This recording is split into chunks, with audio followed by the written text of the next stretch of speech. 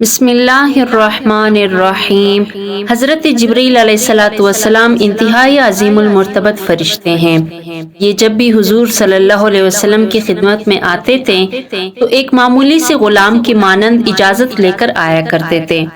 ایک دن یہ عظیم الشان فرشتہ حضور صلی اللہ علیہ وسلم کی خدمت میں موجود تھا کہ اچانک کانپنے لگا۔ ابھی تھوڑی دیر بھی نہیں گزری تھی کہ اسرافیل علیہ الصلوۃ والسلام رسول اکرم صلی اللہ علیہ وسلم کے پاس آئے اور پیغام دے کر چلے گئے۔ حضرت اسرافیل کے چلے جانے کے بعد حضرت جبرائیل پرسکون ہو گئے۔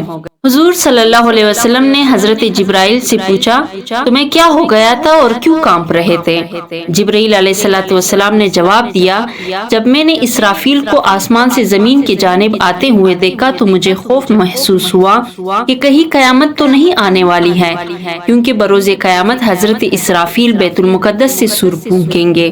تفسیر خازن میں لکھا ہے کہ حضرت اسرائیل علیہ الصلوۃ والسلام پر جب حق تعالی شانہ کی عظمت و جلالت کا ظہور ہوتا ہے تو سکڑ کر مثل چڑیا ہو جاتے ہیں۔ حضرت اسرافیل علیہ الصلوۃ والسلام نے لوح محفوظ میں دیکھا کہ ایک بندہ خدا کی 80 برس تک عبادت کرتا ہے، پھر خدا اس کی عبادت کو رد کر دیتا ہے اور اس کو ملعون بنا دیتا ہے۔ حضرت اسرافیل علیہ الصلوۃ والسلام اس خوف سے رو دیے کہ کہیں وہ بندہ میں ہی نہ ہوں۔ فرشتوں نے ان سے رونے کی وجہ دریافت کی۔ انہوں نے جو کچھ دیکھا تھا وہ بیان کر دیا۔ اس پر تمام فرشتے رو پڑے، ہر ایک اس خوف سے کہ کہیں میں ہی وہ بندہ نہ ہوں۔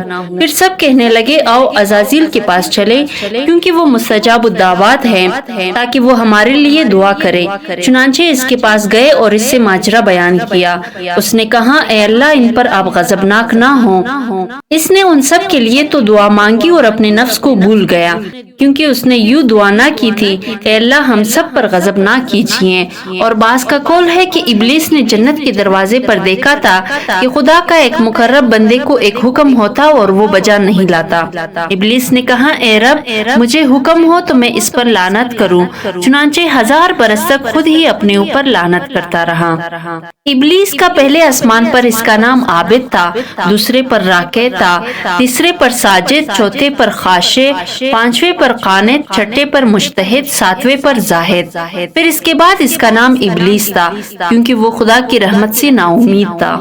روایت میں ہے کہ جب شیطان لعنت کا شکار ہوا تو حضرت جبرائیل، میکائیل علیہ الصلوۃ والسلام ہمیشہ روتے رہے۔ اللہ تعالیٰ کی طرف سے ان پر وحی آئی کہ تم کیوں روتے ہو؟ انہوں نے عرض کیا کہ اے اللہ، تیرے غصہ اور تدبیر سے ہم مامون نہیں۔ اللہ نے ارشاد فرمایا کہ ایسا ہی ہونا چاہیے، یعنی واقعی ڈرتے رہنا چاہیے۔ حضرت ابن المنکدر رحمۃ اللہ علیہ کہتے ہیں کہ اللہ تعالیٰ نے جب دوزخ کو پیدا کیا تو تمام ملائکہ رویا کرتے تھے۔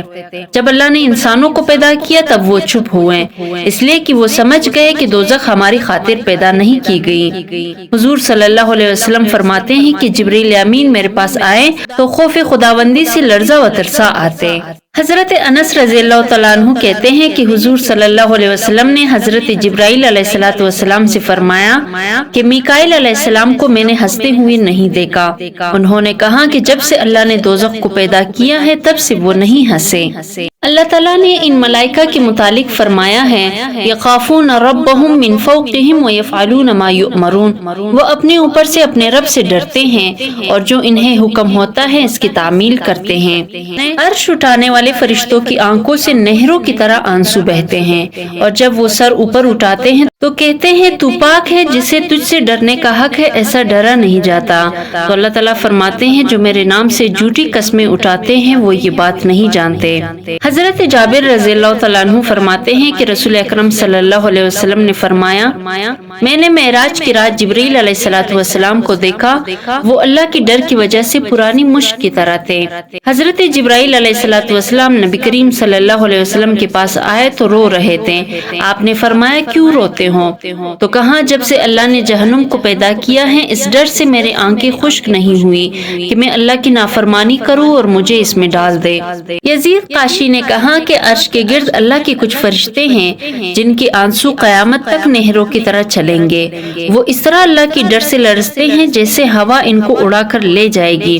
اللہ تعالیٰ فرماتے ہیں اے میرے فرشتوں، تم کیوں خوف کرتے ہو جبکہ تم میرے پاس ہو؟ تو وہ کہتے ہیں اے رب، جتنا ہم تیرے عزت و عظمت کو جانتے ہیں، اگر زمین والے جان لے تو کھانا پینا چھوڑ دے اور بستروں پر نہ لیٹے جنگلوں کی طرف نکل جائیں۔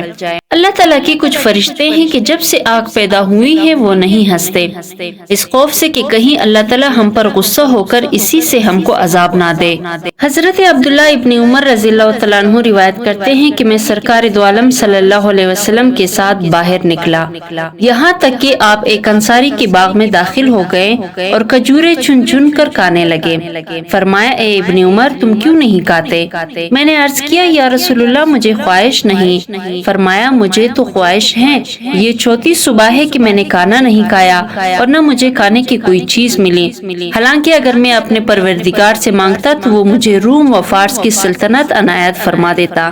اے ابن عمر تمہارا کیا حال ہوگا جب تم ایسے لوگوں میں رہو گے جو اپنے سال بھر کا رزق چھپا کر رکھیں گے، ان کی دلوں کا یقین کمزور ہوگا۔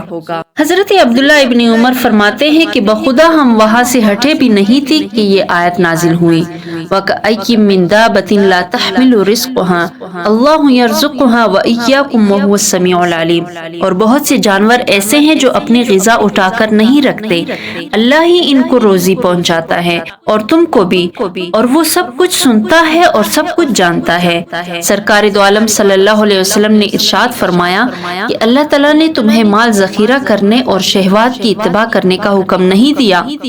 جو شخص خالی زندگی کے لیے دینار جمع کرتا ہے تو اسے یاد رکھنا چاہیے کہ زندگی اللہ تعالیٰ کے قبضے میں ہے۔ آگاہ رہو، نہ میں درہم و دینار جمع کرتا ہوں اور نہ آنے والے کل کے لیے رزق چھپا کر رکھتا ہوں۔